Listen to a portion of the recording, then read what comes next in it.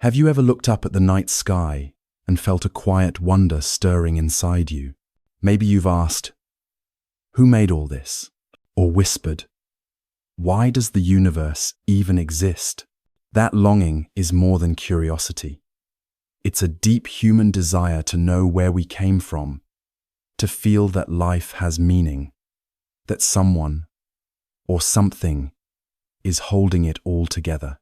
If you've ever felt that even for a moment you're not alone, even in the time of the Buddha, seekers wrestled with the same question. One day, a bright and thoughtful monk named Maluankiaputta came to the Buddha with a heavy heart. He said, unless the Blessed One tells me, is the universe eternal or not? Is there a creator or not? Do we continue after death or not? I won't continue the spiritual path. The Buddha didn't answer directly. Instead, he offered a parable. Imagine someone struck by a poisoned arrow, but instead of treating the wound, the man refuses help until he knows. Who shot the arrow? What kind of wood is it? Where was it made? And by the time the answers arrive, it's too late. The Buddha then gently said, I do not teach these things. I teach one thing, suffering, and the end of suffering. In today's video, we'll explore how Buddhism approaches this timeless question. If there's no creator, then why does the universe exist? And why this shift in perspective from who made this to what is causing this opens the door to freedom and peace. Stay with us until the end. This isn't about theory, it's about liberation. If this resonates with you, like the video, subscribe to TT-Buddhism, and most importantly, share your thoughts in the comments. We'd love to hear. What's the deepest question you've ever carried? Part 1. The instinct to ask. Why do we always wonder? Who created this? End of sex. End of Cree. End of crease. End of Cree-sex. One evening, I sat in a small mountain monastery. There was no electricity, no traffic noise, only the quiet hum of crickets in the grass. And, above me, a sky full of stars. A local boy, maybe 8 years old, came and sat beside me. After a long silence, he tilted his head and asked, Teacher, who hung the stars up there? I smiled. He didn't need to study astrophysics to ask that question. It was the most natural question in the world. A question that has been asked by millions, from a mountain child to ancient philosophers to modern scientists. The question, who created all this, isn't just about curiosity. It comes from a deep, very human instinct, the longing to understand, to find meaning, to feel safe in a world that can often feel chaotic and vast. In psychology, this tendency is called agency detection. Human beings are wired to sense an agent, a someone, behind every event. If you're walking in the woods and hear rustling leaves, your brain immediately wonders, is someone there? Is it danger? It's a survival mechanism. And over time, it sank deep into our consciousness. So even today, when we look at the universe with all its order and mystery, we still ask, did someone design this? We also carry a habit of reasoning by experience. A house must have a builder. A painting must have a painter. A song must have a composer. So, naturally, when we look at something even grander, the stars, life itself, or our own existence, we wonder, who made this? And behind that question lies a quiet longing that life has a purpose, that we weren't born by accident, that perhaps someone is watching over us. And when we're told, maybe there is no one there, something inside us resists. If there's no creator, then who's in charge? If there's no divine plan, does that mean life is just random? These thoughts can feel unsettling. They bring a kind of existential loneliness, like a child lost in a crowd, looking for someone to hold their hand. We don't like randomness. We fear uncertainty. And so we long for a hidden hand behind it all, even if just to feel safe. But Buddhism, with its quiet light, doesn't reject that feeling. The Buddha never mocked those who believed in a creator. He didn't deny their questions. He simply invited them to look deeper. He said, observe, listen, and you will see things don't need a maker. They arise because the conditions are right. Just like a lotus flower, no divine artist is needed to paint it. It only needs mud, sunlight, water, and time. When the conditions are right, the lotus blooms. There's no miracle here. And yet, it is entirely miraculous. Buddhism teaches that the universe doesn't need someone to direct it, because the universe is a living, breathing process, always arising and passing, depending on countless conditions. Everything is helping, everything else become. So when someone asks, if there's no creator, then who made all this? Buddhism doesn't answer with a name. It answers with a principle. Dependent origination. This is, because, that is. You can pause right now and look around. This breath, you didn't invent it. Your heart beats without anyone commanding it. The sun rises every morning without being told to. Everything that is happening, from a breeze to a galaxy, happens because the conditions are ripe. No one needs to draw the universe, because the universe is not a painting. It is a river, a cloud, a breath. If something makes us feel small and alone in the cosmos, the Buddhist view offers the opposite. Because if no one is pulling the strings, then we are not puppets. We are part of the dance, and we can live mindfully, meaningfully, from exactly where we are. The universe doesn't need a creator to be sacred. It is already sacred, simply because it is alive, flowing, and offering us the chance to awaken. The sky doesn't need a divine hand to paint it. It only needs a quiet heart to truly see it. So if you've ever asked, who made all this? That's a beautiful place to begin. And if now you ask, why do I long so deeply to know? You may already be stepping into a deeper kind of seeing, one where the answers don't come from books, but from the stillness within. And in that stillness, the universe stops being a puzzle and becomes a gentle invitation. And I, in enten, and enten, and enten, and enten. Part 2. The story of Brahma, thought to be the creator, yet still bound by samsara. Long ago, in the highest celestial realms beyond the reach of human eyes, there lived a heavenly being named Brahma Baka. He resided in a radiant world where there was no aging, no illness, and no death, only serene light that never faded, like an eternal dawn. Because he had lived there for so long, and because he had forgotten where he came from, Brahma Baka began to believe, I am eternal. I am the immortal source. I created the universe. Here on earth, some people believe in a supreme creator, and some don't. But even in heavenly realms, there are beings who believe they are the origin of all things. Such was the case with Brahma. The Buddha, with his deep insight, saw this subtle delusion.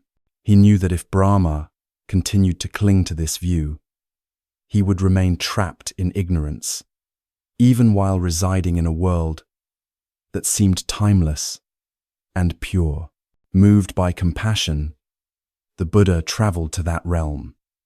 Amid the shimmering palaces of light, he appeared before Brahma, calm, radiant, and silent.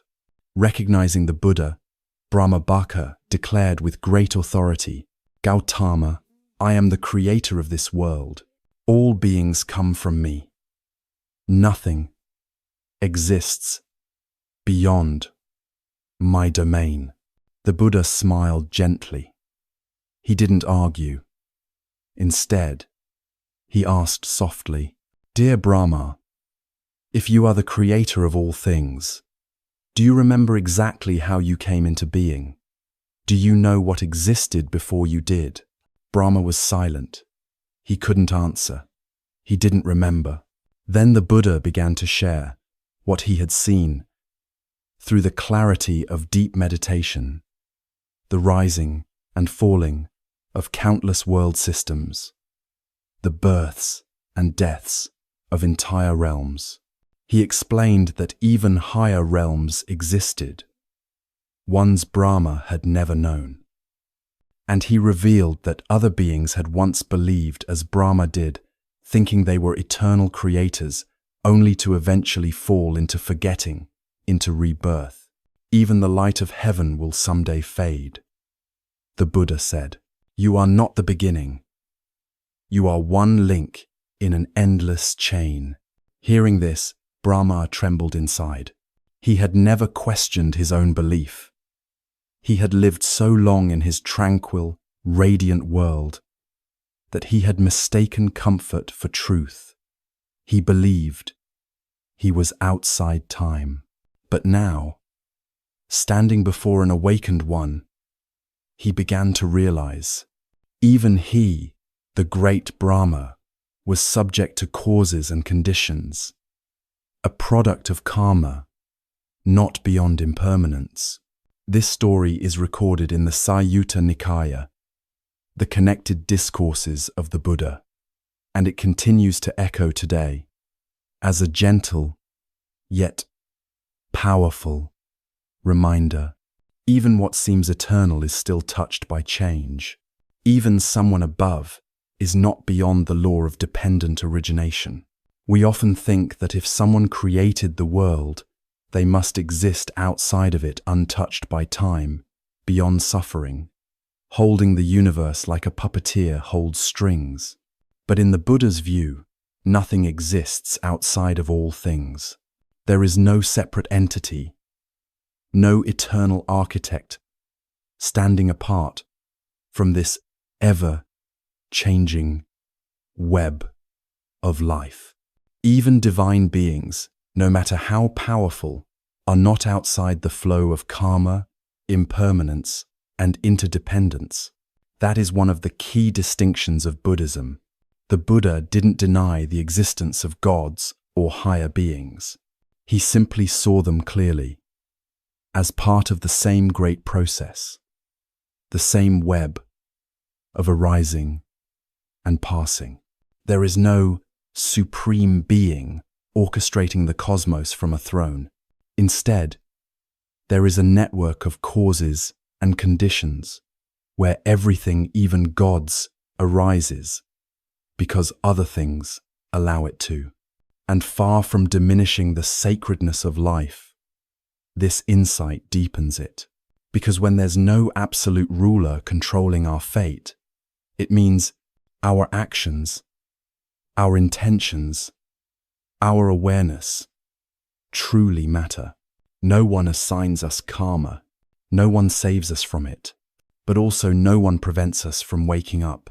And that, the Buddha saw, is far more empowering than believing in a distant creator. The story of Brahma reminds us that sometimes it is comfort, power, and stability that blind us the most. Because when life feels permanent, we stop asking deeper questions. We stop noticing that even forever is woven from impermanent threads. In the same way, when we look up at the stars and long for someone to be in charge, we may simply be searching for a sense of safety, not necessarily for truth. The Buddha never mocked that longing. He simply invited us to turn inward and look with clear eyes. If someone above exists, they are still within samsara.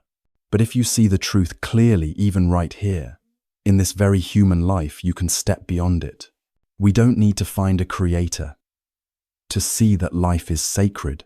We don't need to wait for a divine hand to guide us. All we need is to see how things truly arise. And from there, begin walking the path with awareness and compassion. Because when we understand that no one is absolutely in control, we also begin to realize that we, in our mindful steps, in our small awakenings, can be the light that guides ourselves. Part 3. Buddhism doesn't ask, who created this? But, why does it arise? There was once a young monk named Maluankyaputta who came to the Buddha with a troubled heart. Though he had already ordained and practiced meditation, his mind remained restless. There were questions, big, cosmic questions, that he couldn't stop thinking about. And because they remained unanswered, he found it hard to practice in peace. One afternoon, Maluankyaputta approached the Buddha, bowed respectfully, and said, "Blessed One, if you do not answer the questions I am about to ask, I will give up the spiritual life." It continued, "Please tell me, is the universe eternal or not? Are the body and soul the same or different? Does a fully awakened one continue after death or cease entirely? Is there a creator or is there not?" The Buddha didn't get angry. He didn't criticize the monk. He simply smiled and told a parable. "Maluankyaputta," the Buddha said, "imagine a man struck by a poisoned arrow. He is in great pain, dying, but instead of allowing the arrow to be removed, he insists, 'I will not let anyone treat me until I know who shot the arrow, his caste, where he came from, his age, what kind of wood the arrow is made of, what bird the feathers came from, what the poison is made of.' If he waits for all those answers, he will die before being cured." And then the Buddha looked gently at Maluankyaputta and said, "I do not answer questions that do not lead to liberation. I teach only one thing: suffering, its cause, its end, and the path that leads to its end." That teaching wasn't just for Maluankyaputta. It was, and still is, for all of us who've ever sat awake at night, wondering, who created this world? Is someone out there in control of everything? To the Buddha, these questions aren't wrong, but he knew that the answers won't free us from suffering. He did not come to build a cosmic theory or to satisfy our metaphysical curiosity. He came to show a way out of pain, to help us awaken here and now. The question, who created the world, is a question that points outward. It looks for a being outside of life, a kind of painter who made the canvas of the universe. But the Buddha didn't see the world as a finished painting. He saw it as a flowing process, a stream of causes and conditions constantly arising and dissolving. So instead of asking, who created it, he taught us to ask, why is it arising? What conditions are operating right now that allow this moment to exist? This is a profound shift from belief to insight, from searching for someone to rely on, to looking deeply into the nature of reality. It's like seeing the moon's reflection in a still pond. An onlooker might ask, who placed the moon in the water? But one who sees clearly does not ask that. They simply observe. When the moon is present and the sky is clear and the water is still, the reflection appears. In the same way, the Buddha taught that all things arise not because someone placed them there, but because conditions allow them to appear. And when those conditions fade, the phenomena fade too. The Buddha said, who sees dependent origination sees the Dharma, and who sees the Dharma sees me. That is not a poetic metaphor, it is the core of awakening. When you see clearly that everything arises due to conditions, you no longer believe in a fixed self or in a permanent divine controller. Instead, you begin to see anger arises because of attachment, fear, misunderstanding. Joy arises because of understanding, love, and non-grasping. The world, as you experience it, arises in your own mind, moment by moment, based on the seeds you've been watering. The real question is no longer, who made the universe? But rather, how am I living within it? Am I living with awareness and compassion? Am I contributing to more suffering or helping to ease it? When we can shift the question, we begin to shift the direction of our life. The story of Malu Ankyaputta and the Buddha's parable invites us to put down the questions that spin our minds in endless circles, not because they are meaningless, but because they do not lead us where we truly want to go. So instead, we're invited to ask, what is the root of my suffering? What am I nurturing in my heart? Do I understand the conditions that give rise to my joy, my pain, my peace? And when we practice looking deeply into the arising of our thoughts, feelings, and experiences, we begin to see something deeply liberating. Nothing comes from nowhere. Nothing is imposed by some external force. Everything is here simply because the conditions are present, and when those conditions shift, everything, like the morning mist, dissolves. I do not speak to satisfy the intellect. I teach to transform the heart. That is the spirit of Buddhism, not to give answers to every question, but to gently guide us back to what truly matters, seeing clearly, living deeply, and walking the path that leads to peace. Part 4. The universe has no first beginning. The truth of beginningless samsara. One morning, as I sat in meditation beneath the forest canopy, I heard the wind moving through the bamboo grove. The sound didn't seem to start from anywhere specific. It just arose, like breath, soft, subtle, and then fading into silence. In that moment, a familiar question arose in me again. If there is no beginning, then where did the universe come from? It's a question many of us carry deep in our hearts. A question that seems to come from intellectual curiosity. But in truth, it often arises from a very human habit, the habit of looking for a starting point, a first cause, a creation story to hold on to. In the Asu Sutta, the Buddha gave us a powerful teaching. Bhikkhus, this samsara is without a discoverable beginning. A first point is not discerned of beings roaming and wandering on, hindered by ignorance and fettered by craving. Sayutta Nikaya 2299 Asu Sutta. When the Buddha says, a beginning is not discernible, it doesn't mean he didn't know.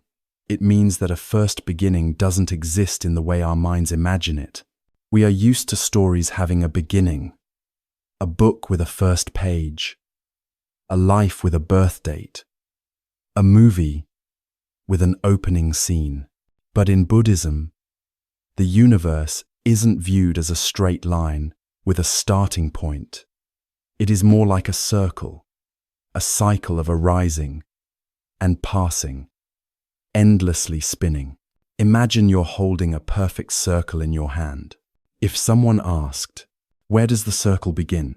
It would be difficult to answer, not because you haven't looked closely, but because there is no beginning. Every point on the circle could be the start. Likewise, in samsara, each present moment is both a result of what has come before and a condition for what comes next. The teaching of beginningless samsara, anammataga, isn't meant to confuse us. It's meant to liberate us from the false need for a first cause. We were not created by someone. We exist because the conditions for our existence have come together. There is no supreme hand that turned the key and started the universe. There is no day one from which all things sprang. There is only a continuous unfolding of causes and effects, each moment arising from the last like beads on an endless string. With this view, the universe doesn't need to be built. It only needs to move, like a melody that no one composed, but which arises naturally when the wind, the leaves, and a listening heart meet at the right time. Just like waves do not need to be created, they arise when wind meets water. They rise, they pass, they rise again. The Buddhist universe is like this: a living process of birth, dissolution, and arising again, ever changing, ever dependent, not still, not owned, not commanded.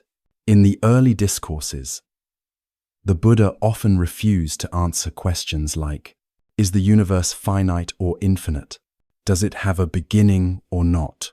Because he saw that the questioner's mind wasn't yet ready to understand that there is no fixed starting point, no true end, only the dynamic presence of impermanent phenomena, always unfolding. So instead of asking about the first moment, the Buddha invites us to ask, what is unfolding in me right now? Am I continuing an old pattern of suffering, or am I planting the seeds of something new and free? When you breathe in and notice anger arising, you can see it didn't come from nowhere. It came from conditions, old habits, misunderstandings, ancestral wounds.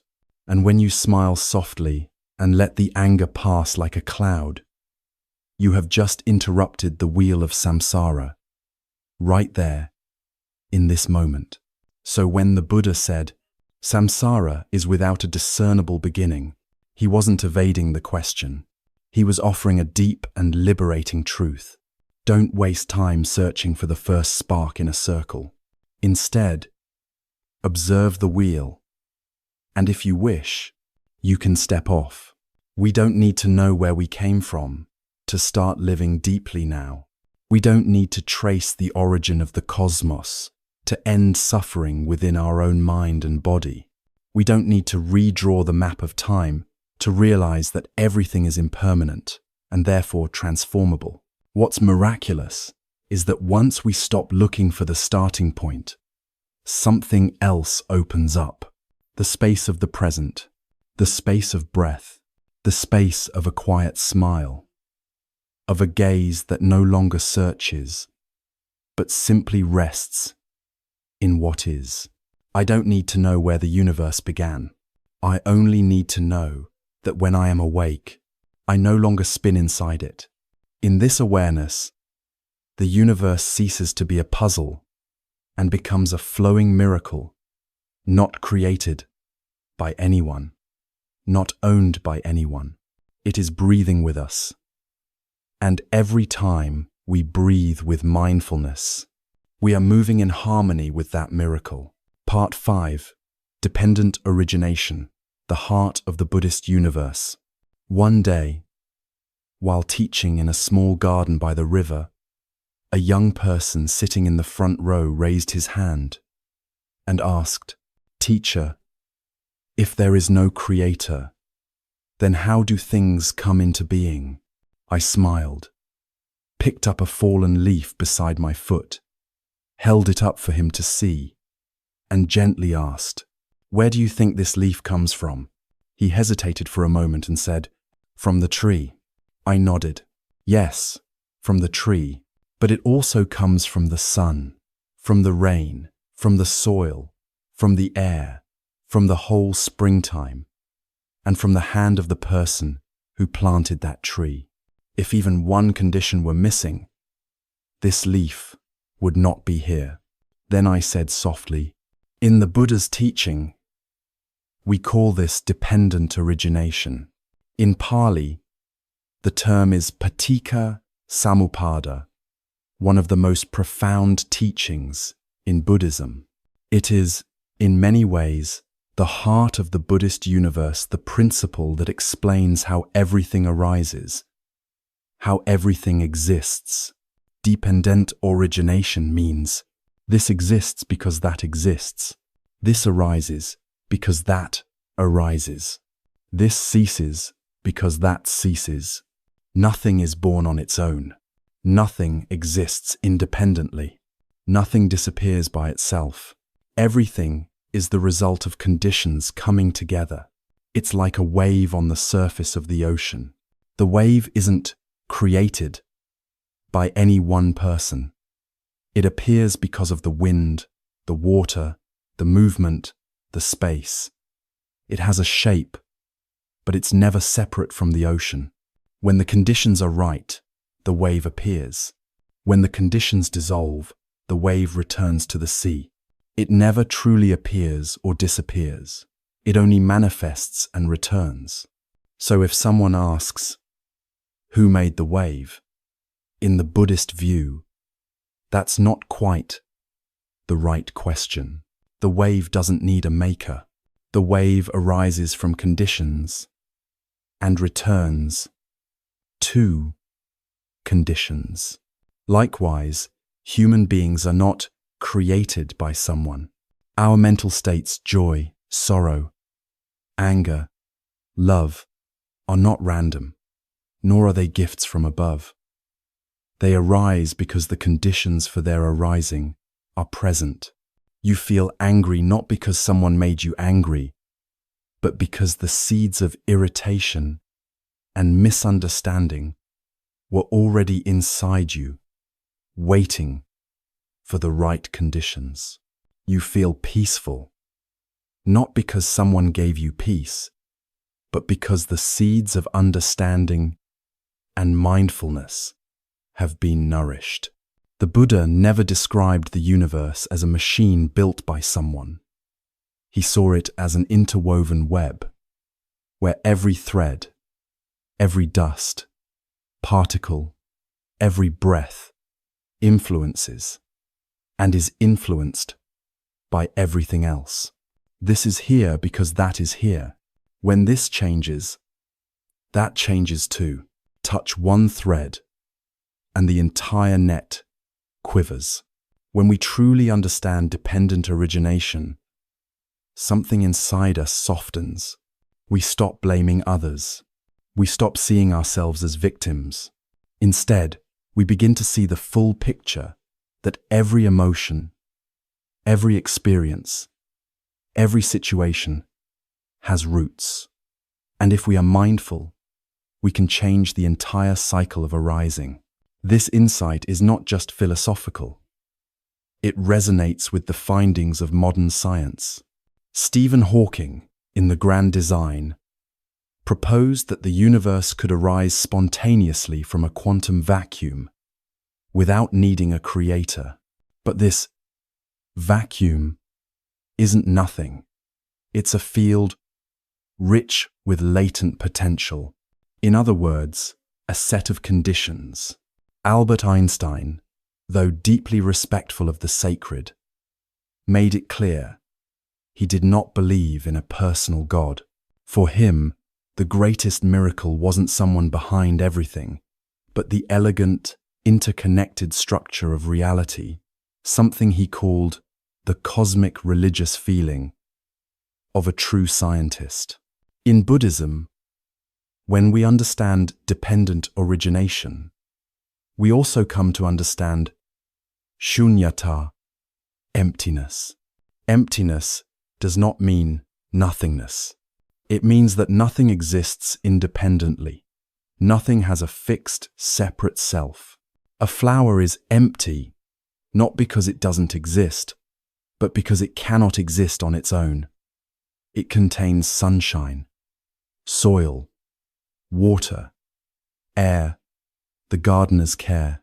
When you see the flower, you see the whole universe in it. Emptiness is not a denial of life. It is a way of seeing life deeply, realizing that everything is impermanent, interconnected, and open to transformation. When you sit in stillness and breathe in, you may smile and say quietly, "This breath is not mine alone. It comes from many conditions: trees, air, ancestors, time, life itself."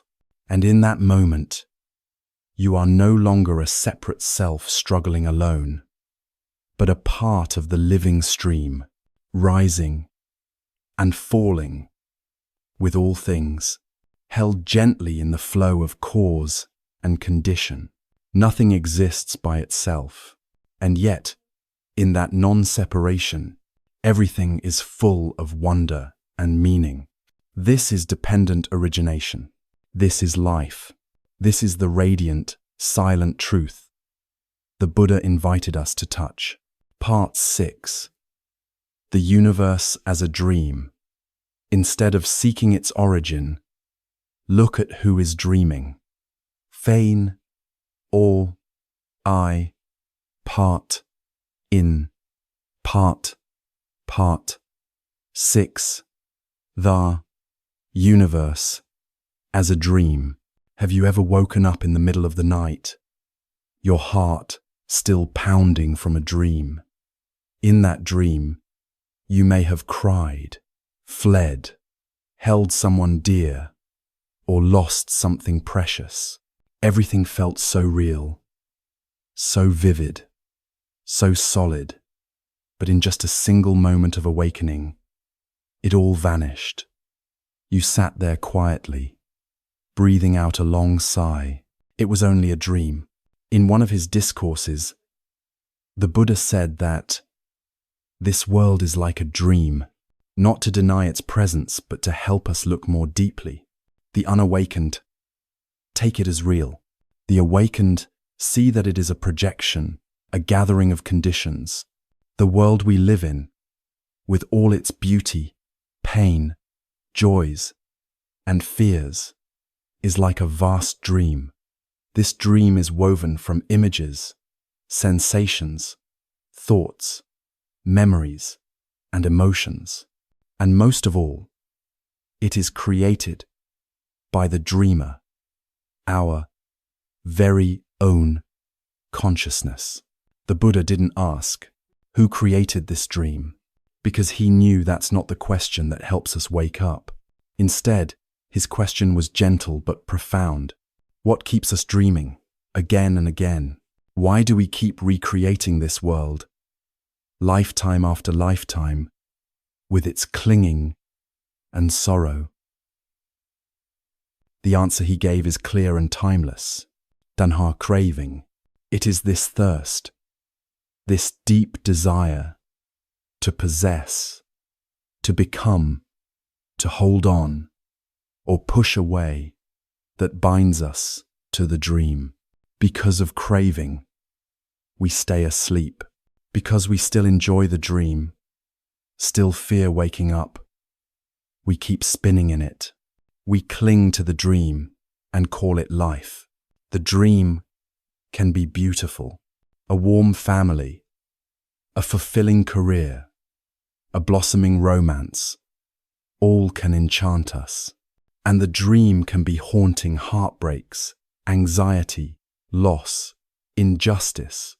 But whether beautiful or painful, it is still a dream if we're not truly awake to the present moment. This dream of samsara unfolds continuously from one life to another, from one realm to the next. Each lifetime is a new scene. Each realm is a new stage, and the actor is still us, taking on countless forms. The Buddha said, "The unawakened are veiled by ignorance, bound by craving, endlessly wandering through birth and death." Craving is the engine of this cycle. It turns the wheel of becoming. A person suffers after losing someone they love, but doesn't see that the suffering arises from the desire to keep that person forever. Someone fears illness because deep down they desire a body that is always young and strong. Another is angry when insulted because at the root they crave respect, identity, and praise. We think we're living reality, but most of the time, we're dreaming inside the grip of unnoticed desires. And so, the Buddha didn't concern himself with explaining who built the world. He guided us instead to look into the one who was trapped inside the illusion. Because if someone did create this dream, then that someone is us with our unexamined cravings. We project the world through our mind. We color it with our attachments, and therefore only we can wake ourselves up. In the Sutta Nipata, the Buddha taught, "The one who thirsts runs everywhere, like a trapped deer, bound by their craving. They weave their own suffering. No one else binds us. No divine being condemns us to this cycle. No external force drags us from realm to realm. There is only one quiet thread: craving, wanting, wanting to have, wanting to avoid, wanting more, wanting something else. That wanting is the fabric of the dream. And when we pause, sit quietly with our breath, and begin to observe, when we see a thought arise and pass, a feeling bloom and dissolve, we begin to step out of the dream. We don't need to reject the world. We only need to see its nature clearly and loosen our grip. Breathe in. Recognize the craving. Breathe out, smile gently to yourself. Waking up is not abandoning life. It is seeing life as it truly is, without adding or subtracting. That is mindfulness. That is the first step out of samsara, not through arguments or metaphysics, but through a direct seeing of craving in our own heart. You don't need to destroy the universe to find liberation. You only need to turn and look at the one who's dreaming, and then ask softly, "Do I still want to keep dreaming?" Part 7. Not a creator, but the workings of karma. If someone asked me, "Who controls the universe? Is there a God who judges and orchestrates everything?" I often smile and reply with an image. Imagine the universe as a vast garden, and each of us is holding a basket full of seeds. Every thought, every word, every action, these are the seeds we plant. And that garden, it is the very world we're living in. In the Buddha's teaching, there is no notion of an all-powerful, all-knowing creator who determines the fate of beings. But that does not mean the universe is random or chaotic. On the contrary, Buddhism teaches everything we experience arises from karma, from the seeds we have sown in the past and what we are sowing in this very moment. Karma is not punishment, nor is it reward. It carries no emotions. No one keeps score. No God tallies our deeds. Karma is simply a natural law. As you sow, so shall you reap.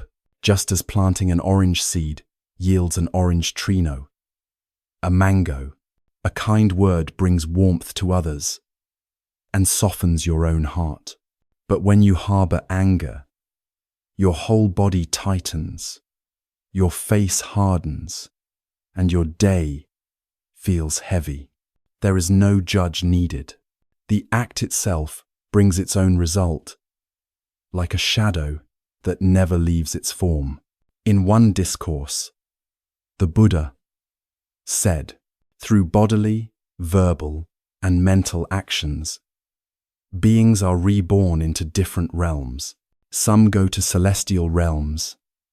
Others fall into suffering not by divine decree, but by the karma they themselves have made. If there is any true force governing this universe, it is the law of cause and effect, impartial, precise, and missing no one. And no one can bribe or beg their way around this law. Only inner transformation can transform karma. What happens to a person who lives with anger, always obsessed with revenge, jealousy, or comparison? They live in a world filled with enemies. They feel constantly threatened. They suffer from headaches, insomnia, emotional tension. They don't need a fiery hell, they're already living in one within their own heart. But a person who practices compassion, who forgives, who smiles, who shares joy, what about them? Rich or poor, wherever they live in a peaceful world because they have planted seeds of peace in their own minds. So in Buddhism, there is no higher being judging you, but nothing is truly random either. You don't need to fear a wrathful God, but you do need to observe your own thoughts, words, and actions moment by moment. Sometimes, when suffering arises, people ask, why is God punishing me? But when they sit in stillness, they may realize, maybe I did something unwholesome, whether in this life or in a past one, and now the fruit has ripened. Just as apples fall when the season comes. Understanding karma doesn't mean blaming the past. It means knowing this: I can sow new seeds right now. Whatever was sown yesterday, today you can begin anew. In one sutta, the Buddha compared the mind to the lead elephant in a procession. The body and speech follow behind. If the mind is wholesome, the body acts kindly, and the speech becomes gentle. If the mind is defiled, everything becomes tainted. So karma begins in the mind. Each time you think an angry thought, crave something, or blame others, you're planting a seed. Each time you feel grateful, act kindly, or understand deeply, you're planting another kind of seed. And all those seeds will bloom someday. If you believe in a creator, Buddhism does not reject that belief. Instead, it gently invites you to look deeper. Rather than asking who made me, ask, how am I creating myself in this very moment? That is a profound freedom. You don't need a miracle. You're not being manipulated by an outside force. You only need to look inward to where your seeds are quietly waiting to blossom. So this universe is not the product of a creator, but the manifestation of karma from all beings. We are co-painters of this great cosmic mural. And if we wish it to be bright and beautiful, then every brush stroke, every thought, every word Every deed matters. You can begin with a small intention. Today, I will think one wholesome thought. I will say one kind word. I will do one generous act. And in doing so, you are helping redraw the universino creator required. Part 8. Shifting the question. Not who created this life, but what will I do with it? End of Sade. End of sex. End of sex. End of sex. Master. Part 8. One I do with it. One I do dot. One I. One I do. One chilly afternoon, a wandering ascetic arrived at Jetavana Monastery. He came from a distant plain in central India, hair tied in a top knot, staff in hand, with a solemn look, but his eyes could not hide a deep yearning. He asked to see the Blessed One. After bowing in respect, he said, "Venerable Gautama, I have carried a single question throughout my 10 years of practice. Who is the Creator? Who made this universe, life, and all the laws that govern it?" The Buddha did not answer right away. He gently invited the man to sit, poured him a bowl of warm water, and said, "Friend, have you heard the parable of the man struck by a poisoned arrow?" "Yes, Blessed One. If that man insists on knowing who shot the arrow, from which direction, from which caste, and what wood the arrow is made of, before allowing treatment, what will happen?" "Blessed One, he would die before ever receiving help." Likewise, questions like, "Who created the world?"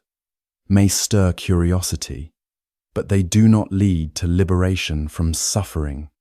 I teach only one thing, suffering, and the path that ends suffering. The Buddha never denied nor confirmed the existence of an all-powerful creator. He didn't oppose people who believed in God. What he did was gently redirect the question not to the distant origin of the cosmos, but to the intimate, urgent matter at hand. In this fleeting life, how should we live meaningfully? Because whether or not a creator exists, this body continues to age. Whether or not someone made this world, we still face anger, fear, craving, and sleepless nights. They don't wait for us to find cosmic answers. They are already here, present in every hurried breath, in quiet sadness, in our unmet expectations. Buddhism doesn't encourage arguments over metaphysics. The Buddha didn't come to win debates. He came to invite us to come home to our body, to our breath, to our heart. For if we cannot transform the suffering in our minds, no answer about the origin of the universe will bring peace. If we cannot learn to love wisely, to speak gently, to pause when needed, then even knowing the secrets of galaxies won't help us sleep peacefully. Once, a Brahmin asked, "Without knowing whether God exists, how can Gautama live virtuously?" The Buddha smiled. "If there is a God who loves virtue, then living ethically is right. If there is no God, living ethically is still the most beautiful thing we can do for each other." That answer was not only wise, it was compassionate. It revealed a deeper truth. The most important question is not, "Who made the universe?" but, "What will I do with this one precious life?" Have you ever watched someone you love fall ill? In that moment, did you ask, "Who created suffering?" Or did you simply try to ease their pain? In those moments, what is sacred is not a theory, but your presence, a hand held, a caring word, a quiet gaze full of love. That is the path, a way beyond speculation, into the heart of now. The Buddha once said, "Monks, If someone asks what I teach, answer this: the Buddha teaches suffering and the way out of suffering. He didn't teach cosmology, not because he didn't understand it, but because he knew.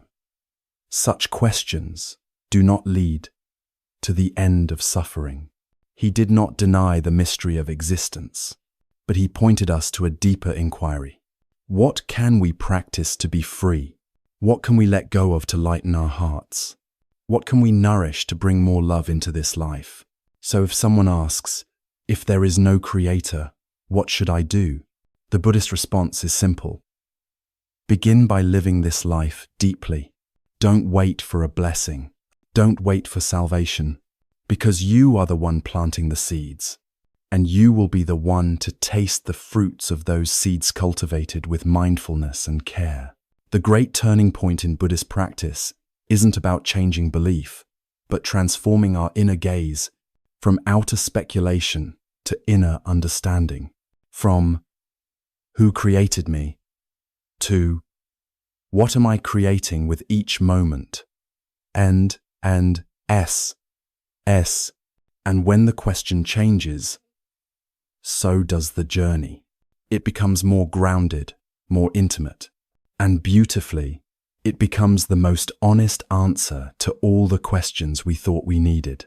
How do you feel after hearing this reflection? Please share your thoughts in the comments. I read each one with gratitude. If you found peace or clarity in this video, please like it, subscribe to TT-Buddhism, and share it with someone you care about. Sometimes, a gentle teaching is all it takes to soothe a lifelong question. Perhaps, after listening to this entire reflection, you still don't have a definitive answer to the question, if there's no creator, then why does the universe exist? Kam, Pa-I, end, of, end, and of, perhaps, but maybe just maybe you now hold a new question, one that is softer, deeper, and closer to your heart. Given this life, how shall I live it? The Buddha never asked us to blindly believe anything, not even in him. He was simply a teacher who pointed to the path. And that path is not found in the clouds or distant galaxies, but right herein, our joys and sorrows, in our daily breath, in the simple act of living.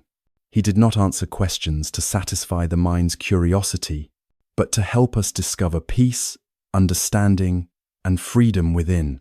If you've ever carried a big question in your heart, honor it. That very yearning for truth is the beginning of awakening, just as a seed needs rain to sprout. Your honest wondering is a doorway to inner clarity. Thank you for staying with us until the end of this video. Your presence here is deeply appreciated. If you found this reflection meaningful, please like the video, subscribe to TT-Buddhism, and share it with someone who might need a moment of peace today. You're also warmly invited to share your own questions or reflections in the comments below. Who knows, someone else may be carrying the same silent wonder you are, and your words could open a gentle door in their heart. May you have a peaceful day, and see you again in the next video.